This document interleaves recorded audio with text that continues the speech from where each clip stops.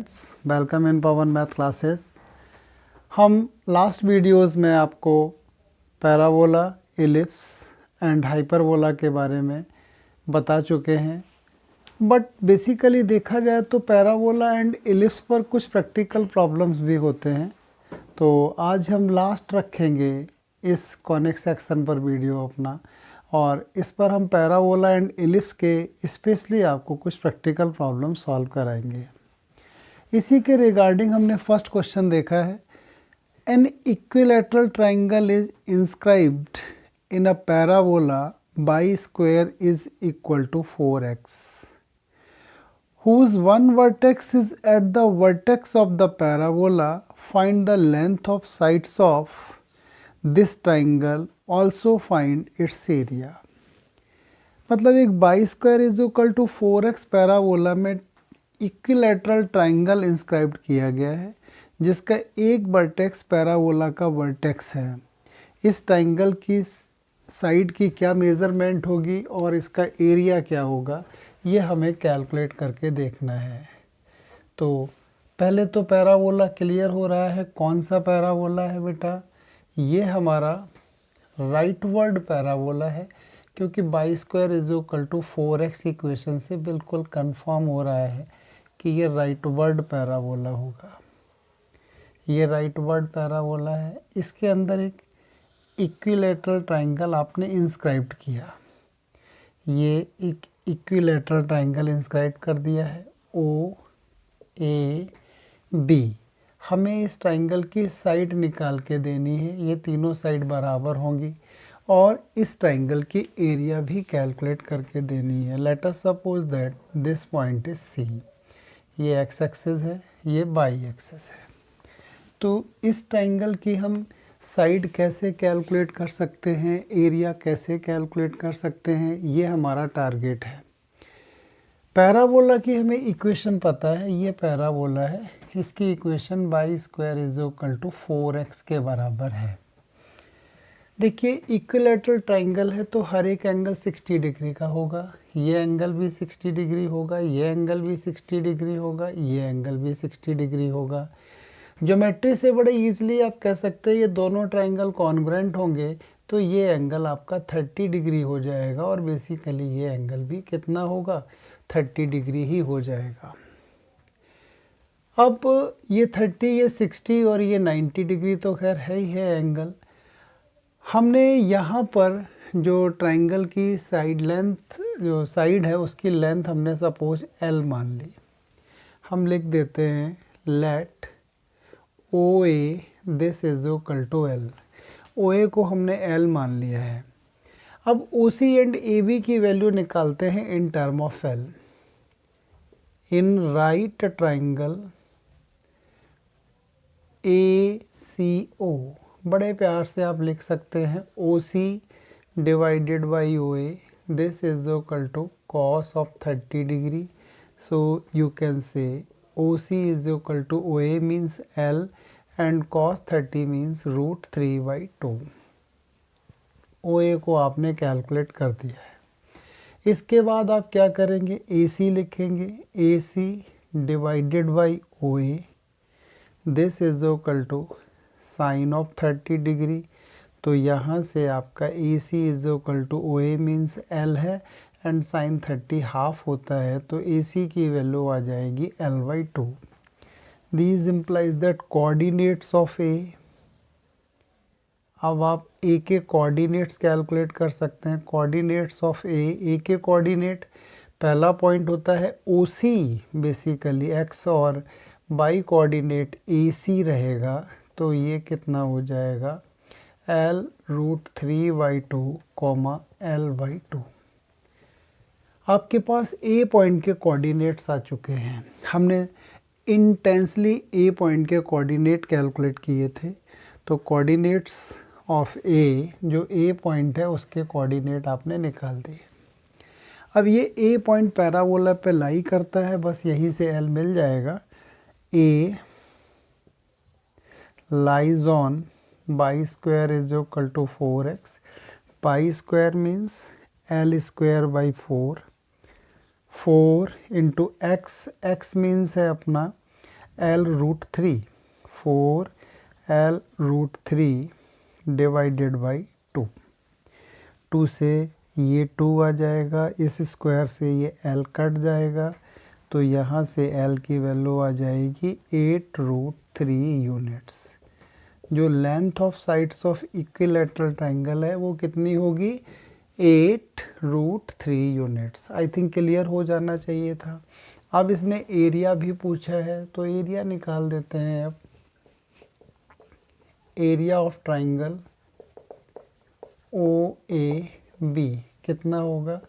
√3/4 into side square. तो ये हो गया √3/4। साइड अपना कितना है? 8√3, तो 64 मल्टीप्लाइड बाई 3। 4 से कट कर दिया तो ये 16, तो ये आ जाएगा 48√3 स्क्वायर यूनिट्स। ये हम इस ट्रायंगल का एरिया भी कैलकुलेट कर सकते हैं। तो एक सिंपल सा प्रॉब्लम था। अगर हम फिगर बनाने में कामयाब हैं और छोटी मोटी ज्योमेट्री की एप्लीकेशन आती है तो आई थिंक आप बड़े आराम से इसका आंसर निकाल सकते थे। हमने पहले नंबर पर इसकी साइड OL मान ली, एक ट्रायंगल OCA लिया, ट्रिग्नोमेट्री की हेल्प से OC एंड AC निकाला। ये क्यों निकाला?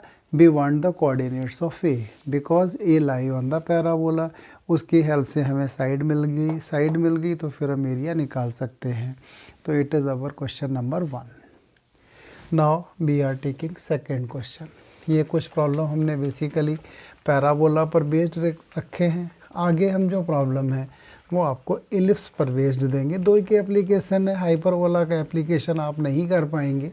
हाइपरबोला में वैसे भी पता है आपको एक एक्सेस क्या होती है, इमेजिनरी एक्सेस होती है, कॉन्जुगेट एक्सेस। तो उस पर अभी 11th लेवल पर प्रैक्टिकल क्वेश्चंस नहीं मिलेंगे। तब तक आप सेकंड क्वेश्चन पढ़िए, समझिए क्या दिया हुआ है और क्या करना है। सेकंड प्रॉब्लम हमारा क्या है? A parabolic reflector is 20 centimetre in diameter and 5 centimetre deep. एक पैराबोलिक रिफ्लेक्टर जो है वो 20 मीटर इसका डायमीटर है एंड 5 मीटर इसकी डेप्थ है। Find its focus and length of the latus rectum.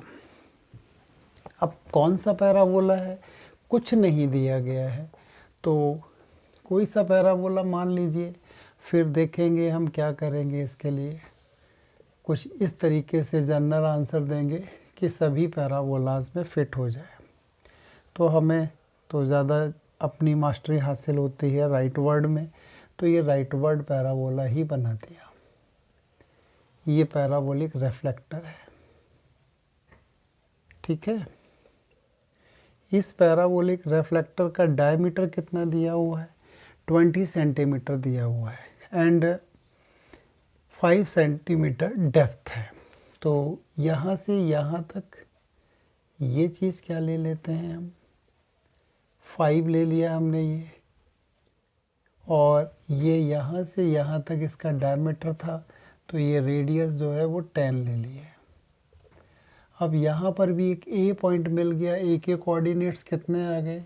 5,10 आ गए ना। तो हमने तो लिया है राइट वर्ड पैराबोला, तो हम लिखते हैं let equation of required parabolic reflector is, equation of given parabolic reflector ज़्यादा बेटर रहेगा, रिक्वायर्ड तो नहीं है। Equation of given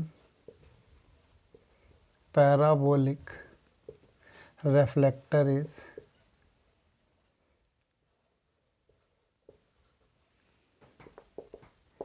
y square is equal to 4ax।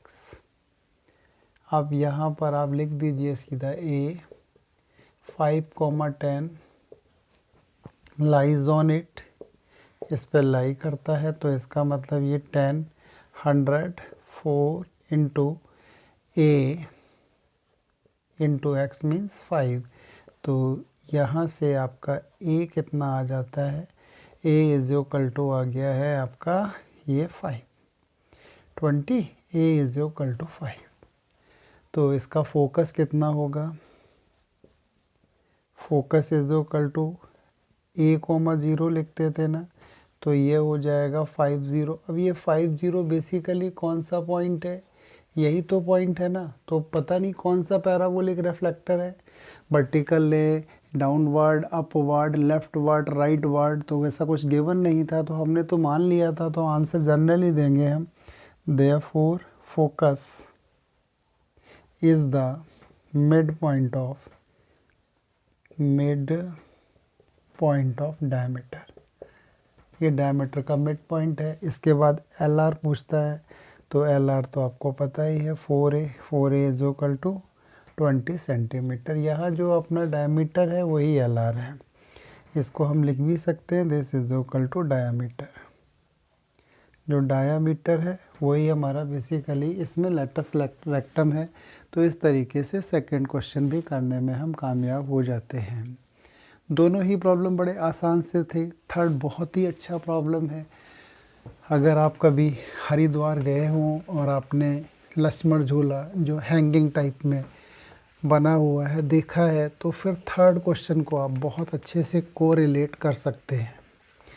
या आर्मी वाले कभी कभी किसी रिवर पर जब ब्रिज बनाते हैं तो वो हैंगिंग ब्रिज ही बना देते हैं, टेम्परेरी ब्रिज बनाते हैं, बहुत ज़्यादा स्ट्रॉन्ग नहीं बनाते हैं। हैंगिंग ब्रिज जल्दी शॉर्ट समय में बना लेते हैं। तो उसी पर बेस्ड क्वेश्चन है, देखते हैं सेकंड प्रॉब्लम कैसे सॉल्व करते हैं। आप रीड करिए और समझिए प्रॉब्लम में क्या गिवन है और क्या पूछा गया है, किस तरीके से आंसर ला पाएंगे। बहुत अच्छा प्रॉब्लम है पैराबोला का प्रैक्टिकल प्रॉब्लम। पैराबोला का अगर हम इस तरीके का प्रॉब्लम करने में कामयाब हो जाते हैं तो एक बहुत बड़ा अचीवमेंट होगा हमारे लिए। और बेसिकली अगर स्टूडेंट बिना टीचर की हेल्प के कर लेता है तो बहुत अच्छा साइन है उसके लिए। देखिए प्रॉब्लम में क्या दिया है। The cable of a uniform loaded bridge Hanks in the form of A parabola. एक ब्रिज है, पैराबोलिक केबल में हैंग किया गया है। ये एक पैराबोलिक केबल है और हैंगिंग ब्रिज लगाया गया है।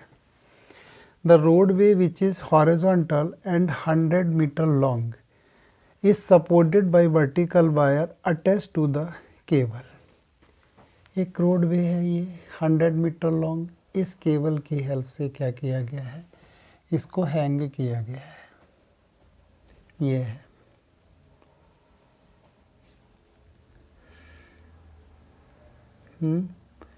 ये तो यहाँ से नहीं जा रहा है, बीट ये है।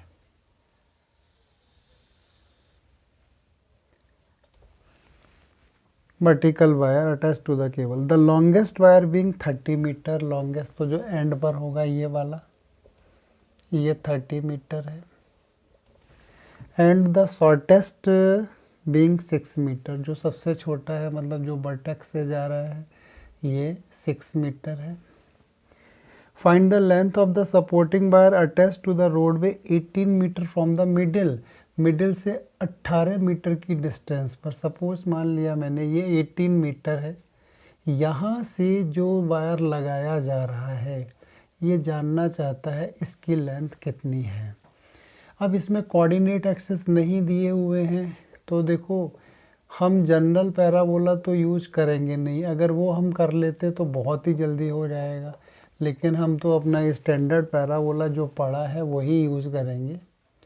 ये हमने क्या ले लिया है, ओरिजिन ले लिया है, ये एक्स एक्सिस और ये अपना वाई एक्सिस, करेक्ट। ये मान लिया मैंने ए पॉइंट है, सपोज ये बी पॉइंट है, ये सी पॉइंट है, ये डी पॉइंट है, ये सपोज पी पॉइंट है। आपका टारगेट है यहाँ पर डीबी निकालना। Your target is find dB. इस वायर की लेंथ कितनी है, तो यहाँ देखिए जो डीबी है ये बेसिकली कितना है, डीसी प्लस सीबी। इसको देखते हैं, हमने फिगर तो बना ही लिया है अपना, ठीक है। डीबी निकालना है, हमने लिखा है DB is equal to DC plus CB और ये हो जाएगा h प्लस 6, ठीक है। इक्वेशन ऑफ पैराबोलिक केबल, ये कौन सा पैराबोला है? अपवर्ड पैराबोला है। तो इक्वेशन ऑफ पैराबोलिक केबल हो जाएगी x square is equal to 4a/। Can you find coordinates of p? निकाल सकते हैं आप अगर थोड़ा ध्यान दें तो। p पॉइंट के कोऑर्डिनेट्स क्या हो रहे हैं? p पॉइंट के कोऑर्डिनेट्स हो रहे हैं OQ, QP। OQ की वैल्यू होगी 50। क्यों होगी 50? टोटल 100 मीटर है तो 50 इधर 50 उधर। और QP कितना होगा? 30 - 6 24। अब ये लाई करा दो इस पर तो 4a मिल जाएगा। अब लिखेंगे हम 50, या सीधा P लिखो ओनली। P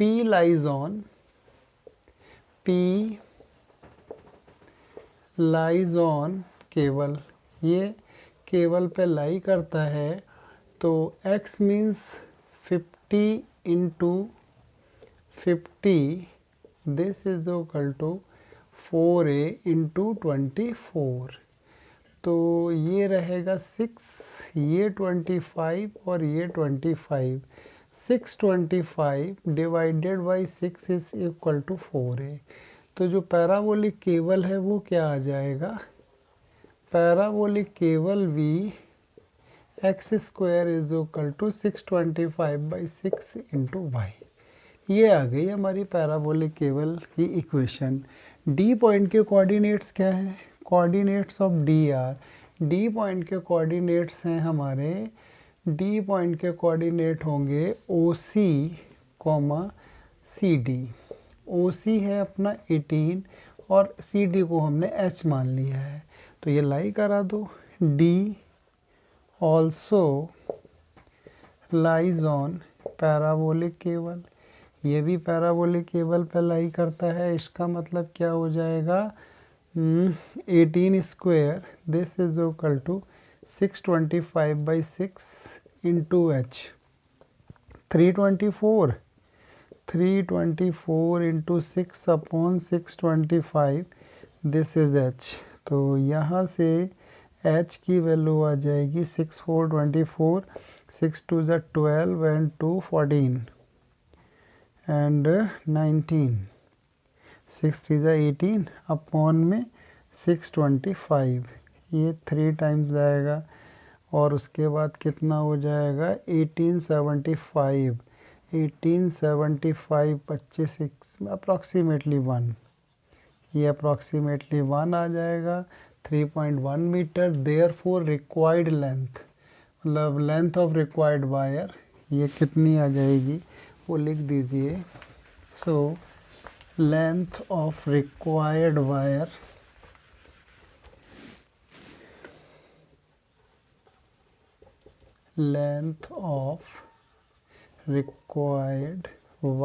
V 6, मतलब ये हमने लिखी थी DV, this is equal to 6 + 3.1 approximation में ही है।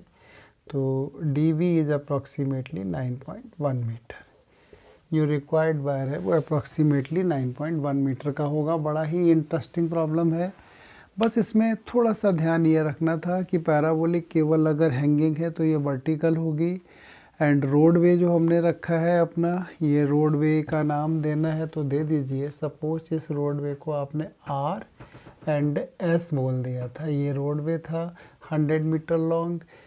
पैराबोला का वर्टेक्स, इसको 2 बराबर पार्ट में डिवाइड कर दिया। ये शॉर्टेस्ट वायर थी। 18 मीटर की डिस्टेंस पर जो वायर लगी थी वो हमें कैलकुलेट करके देनी थी। तो ये सिंपल पैराबोला के एप्लीकेशन से हमने इसे सॉल्व कर लिया है। ठीक है, अब देखते हैं इलिप्स के लिए। यस बेटा, अब हम देखते हैं कुछ प्रॉब्लम हमारे इलिप्स पर बेस्ड कैसे हो सकते हैं जो प्रैक्टिकल लाइफ से जुड़े हुए हैं। An arc in the form of a semi-ellipse, it is 8 meter wide and 2 meter high at the center. Find the height of the arc at a point 1.5 meter from one end. बहुत ही छोटे छोटे problem है। हम कोशिश करेंगे थोड़ा सा जल्दी से किए जाए इनको, और थोड़ा स्पीड से करेंगे तो आप जल्दी से समझने की कोशिश कीजिए। ये आर्क है, यहाँ पर इसकी हाइट दे रखी है, कितना है? 2 मीटर है, और इसकी विड्थ बता रखी है 8 मीटर है। अगर एक एंड से 1.5 मीटर डिस्टेंस ले ली जाए, ये 1.5 मीटर, तो कहता है ये कितनी हाइट है वो कैलकुलेट कीजिए। सपोज ये O है, ये एक्स एक्सिस मान लिया हमने, ये अपना वाई एक्सिस मान लिया, ये पॉइंट A है और ये पॉइंट B है और ये पॉइंट P है। सबसे पहले तो इक्वेशन ऑफ जो हमारा सेमी इलिप्टिकल आर्क है उसकी लिखते हैं। तो इक्वेशन ऑफ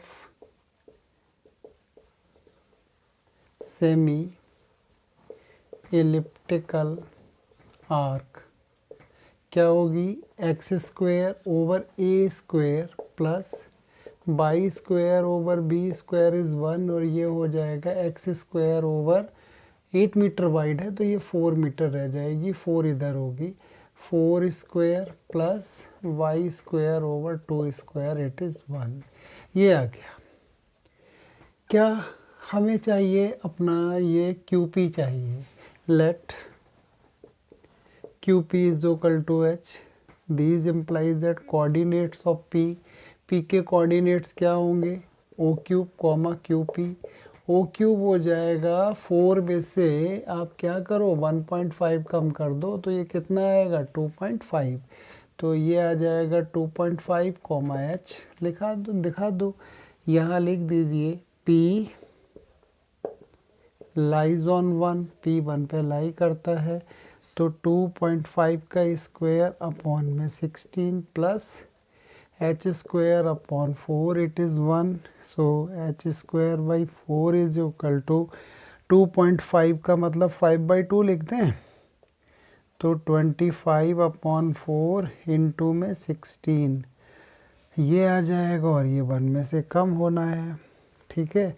64 में से जाएगा तो ये 39 अपॉन में 4 इंटू 16 मैंने, हाँ 5/2 इसका ले लिया, 4 इंटू 16 हो गया। अब 4 से तो 4 क्या होगा, कैंसिल हो जाएगा, तो h स्क्वायर की वैल्यू आ जाएगी 39 over 16, so h is equal to root of 39 divided by 4, ये अप्रॉक्सीमेटली कितनी होती है 6 पॉइंट कुछ होगी, डिवाइडेड बाई 4 अप्रॉक्सी लिख रहे हैं तो h is approximately 1.5 and something, बस रिक्वायर्ड हाइट निकल आई। देयरफॉर जो PQ चाहिए था ये 1.5 और कुछ सेंटीमीटर आ जाएगा, 2, 3, 4 जो भी हो कैलकुलेट कर लीजिए आप। मेथड क्लियर हो गया है, आगे का काम खुद देख लीजिए। ये हो गया 5th। Now come on the 6th। बहुत अच्छा प्रॉब्लम है, देखते हैं क्या करना है 6th में। रीड कीजिए तब तक, आप समझिए क्या है। मैंने तो अभी लिखा हुआ है बोर्ड पर ना, तो जब लिखा है तो मुझे तो पता ही है करना क्या है इस क्वेश्चन में। जब हम एक बार क्वेश्चन लिखते हैं ना तो सारी चीज़ें ही क्लियर हो जाती हैं उसमें क्या क्या है। ये कहता है a rod is 15 centimetre long, rest between the coordinate axis in such a way that one end A lies on x-axis and B lies on y-axis. A point PXY is taken on the rod in such a way that this find the locus of this point.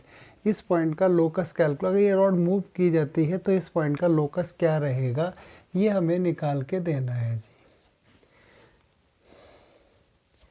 देखो ये coordinate axis है, ये rod है, इस पर बताया है A point, यहाँ बताया है B पॉइंट, ये x एक्सिस है, ये y एक्सिस है। टोटल लेंथ 15 है, एक पॉइंट लिया है P, कितनी डिस्टेंस पे लिया है, ये बोलता है AP 6 सेंटीमीटर, ये 6 सेंटीमीटर है, इसका ही लोकस निकाल के देना है। तो एक परपेंडिकुलर ये ड्रॉ कर दो, एक परपेंडिकुलर ये ड्रॉ कर दो। अगर ये एंगल थीटा मानोगे तो ये एंगल भी थीटा है, ये PM परपेंडिकुलर है, ये PN परपेंडिकुलर है, ये करस्पॉन्डिंग एंगल्स होंगे ना। ये 6 है तो ये ऊपर वाला 9 आ जाएगा, टोटल 15 है। तो 2 मेथड हैं, जैसे चाहे वैसे करना। हम फर्स्ट मेथड से करते हैं। हमने x और y में रिलेशन ढूंढना है, तो यहाँ से हमें क्या मिलेगा, y मिल जाएगा ना, PM divided by PA, this is equal to sine of theta. तो PM कितना है, PM है y, PA है 6, this is equal to sine theta. इसके बाद दूसरे ट्राइंगल में पहुंच जाइए, वहाँ से क्या मिल रहा है, ये राइट एंगल ट्राइंगल ही होगा, ये राइट एंगल ट्राइंगल है। हमें चाहिए O N upon P B, this is equal to base है ना कॉस थीटा, तो यहाँ से ओ एन मीन्स क्या है, x upon 9, this is equal to cos theta. Squaring and adding हट जाएगा थीटा, तो यहाँ से आ जाएगा एक्स स्क्वायर डिवाइडेड बाई 9 का square plus y square divided by कितना रहेगा 6 का square, this is equal to 1, that is the equation of locus of the point P। एक मेथड तो ये है, इसका हम कर सकते हैं ट्रिग्नोमेट्री से। दूसरा मेथड हम अगर चाहें तो कोऑर्डिनेट ज्योमेट्री से भी कर सकते हैं। देख लो, जो भी समझ में आ जाए वो अप्लाई कर लेना। हम आपको कंपेल नहीं कर रहे हैं कि आप ट्रिग्नोमेट्री से ही करना, ना मैं कह रहा हूँ कि कोऑर्डिनेट से करना। हमने यहाँ क्या देखा है, PA/PB अगर ध्यान से देखा जाए तो PA/PB this is equal to हो जाएगा 6:9 और ये हो जाएगा 2:3। तो x की वैल्यू यहाँ से इसके कोऑर्डिनेट ले लो a,0 और इसके कोऑर्डिनेट 0,b। तो आप x की वैल्यू कैलकुलेट कर दीजिए। x की वैल्यू कितनी आ जाएगी, x की वैल्यू आ जाएगी, ये 3 होगा 3a plus 0 divided by 5, and y की वैल्यू कितनी हो जाएगी, 0 आएगी पहले तो, प्लस 2b अपॉन में 5। अगर आप यहाँ से a निकालना चाहेंगे तो a की वैल्यू कितनी आ रही है, 5x divided by 3, a 5x upon 3। b की वैल्यू कितनी आ रही है, 5y डिवाइडेड बाई 2। बट आपको पता है OA square plus OB square this is equal to AB square. OA means क्या है अपना, OA मीन्स है यहाँ पर A square plus B square, this is equal to 15 square. OA 5 square x square upon में 9 प्लस B स्क्वायर का मतलब क्या हो जाएगा, b स्क्वायर का मतलब हो जाएगा 5 स्क्वायर बाई स्क्वायर अपॉन में कितना 4, दिस इज इक्वल टू, इसको लिख लो 5 स्क्वायर इंटू 3 स्क्वायर, तो ये 5 स्क्वायर से 5 स्क्वायर कट जाएगा ना, तो ये आ जाएगा x स्क्वायर ओवर 9 प्लस y square over 4, this is equal to 9 को उठा के इधर दे दीजिए, तो ये x स्क्वायर बाई 81 प्लस y square by 36, that is 1। यही पहले आया था निकल करके। तो कोऑर्डिनेट से चाहो तो कोऑर्डिनेट से कर लीजिए, और अगर आप ट्रिग्नोमेट्री लगाना चाहते हैं तो ट्रिग्नोमेट्री से कर लीजिए। ठीक है, अब लास्ट प्रॉब्लम है आज के लिए, और अगर ये इतना कर लेते हैं तो प्रैक्टिकल प्रॉब्लम्स हो जाते हैं। एक्चुअली में केस स्टडी वाला प्रॉब्लम स्टार्ट हो चुका है आजकल, तो इसलिए यहाँ पर इसके चांसेस बन जाते हैं एग्ज़ाम में आने के, अदरवाइज़ तो कुछ भी नहीं था, यहाँ से कोई कभी पूछता भी नहीं था। बट केस स्टडी के चलते थोड़ा सा हमें अलर्ट रहना पड़ेगा, देखना पड़ेगा कि ये प्रॉब्लम कैसे हो सकते हैं। चलिए, इतना स्पेस बहुत है।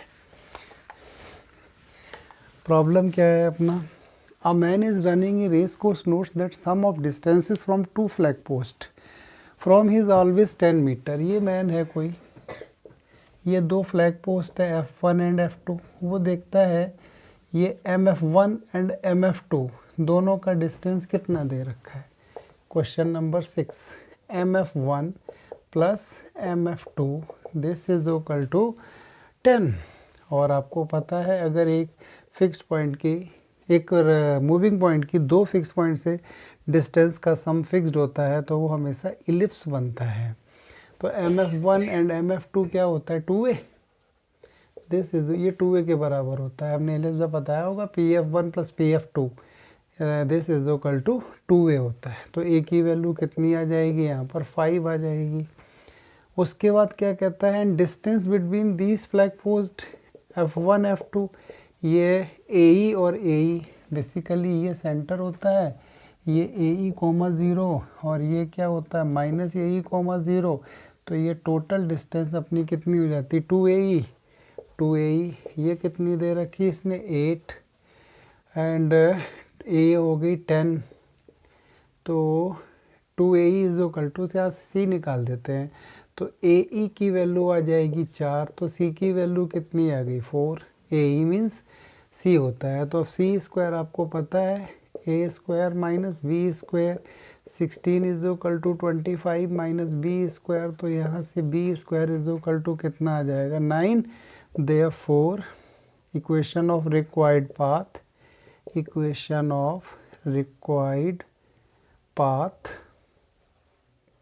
B, ये क्या हो जाएगा, एलएफसी आना है ना, x square upon a square plus y square upon b square is 1। तो ये x square upon 25 plus y square upon 9 it is 1।